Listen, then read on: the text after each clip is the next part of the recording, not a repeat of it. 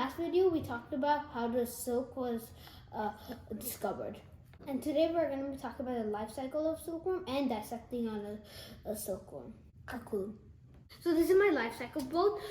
So the adult moths lays 300 to 500 eggs on a leaf, and then those hatch in spring. So they hatch and then they start eating a lot and lots of leaves for like 30 days. And this stage is called larva. So these ones also eat a lot of leaves.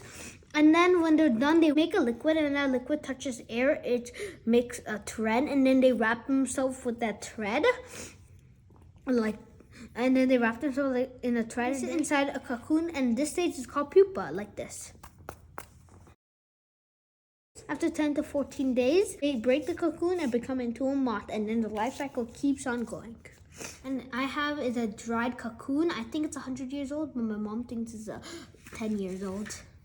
So we're gonna be dissecting on this. So make a small cut like this.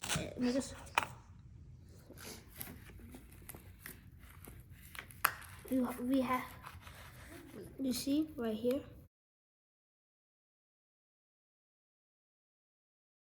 Pupa was about to change into moth, but it died. So the process of changing into moth is called metamorphosis. And look how much thread I got.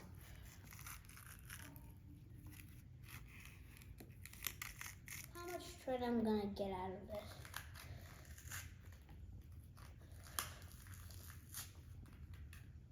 See?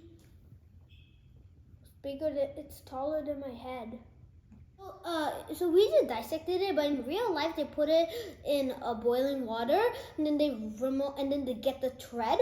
And in some parts of the country they eat it. This is all about silkworm dissection.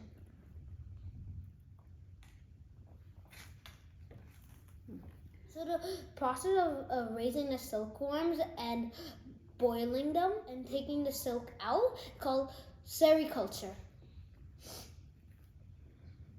This is how much silk we got. Oh. And you can get more by doing this.